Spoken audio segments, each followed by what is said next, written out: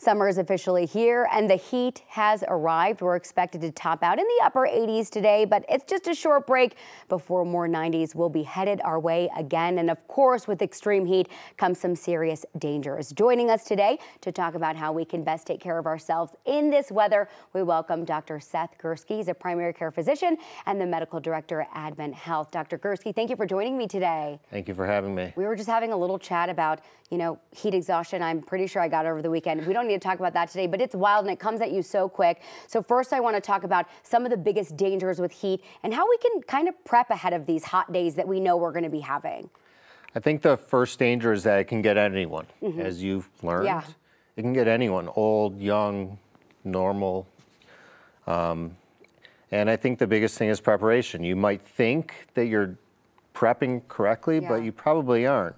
You really want to start a day before. If you know you're going to the mountains, then you're going to elevation, and that's even, more of an opportunity for you to get, 3 to 4 cups of water before you go, and make sure you have a bunch of bottles of water, and then electrolytes. Yeah, that's a big thing because you're sweating out all that, good stuff in your body, right? So that's really important too. You mentioned the altitude, going up to the mountains. Here in Colorado, we have even a higher heat risk when we go up to the elevation. Can you expand on that a little bit? Yeah, so just like when you have friends come out here, you tell them to drink water before you come here. It affects us more with the heat. So when you go up to the altitude, it's even hotter, especially in the sun and the heat of the day. So you really want to make sure you have more than just water, but you also have electrolytes.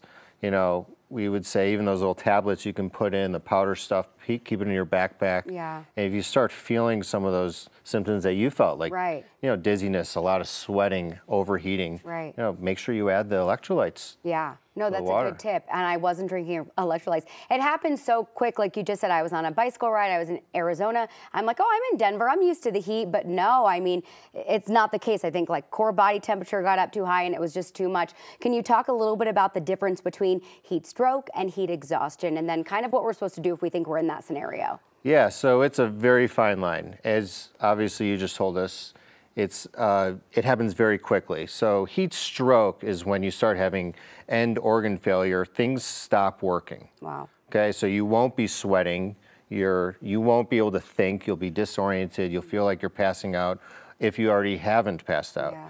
Whereas heat exhaustion is something that you can actually do for yourself and start realizing, I need to add more water, I need the electrolytes. Cold water is better. Remember, if you have cold water, it's like cooling down your veins and your arteries.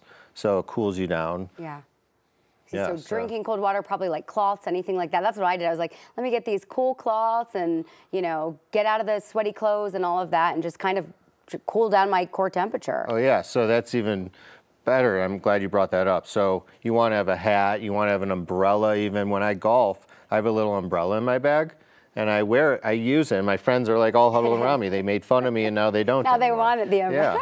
Yeah. Amazing. Well, one last question. We're almost out of time. How can we especially keep the kiddos safe in the summer heat as well? So I just heard a story the other day about a kid who was at a water park and started acting funny, and they gave him water, and he started acting normal. So that's the number one thing is keeping an eye on your kids and making sure they're acting normal.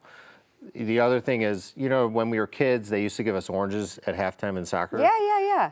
Because sugar helps force water into cells. So make sure you have stuff, even with sugar, like oranges, fruits. So it's not only water. And that's the last thing. I just had my sister in town with my niece and nephew.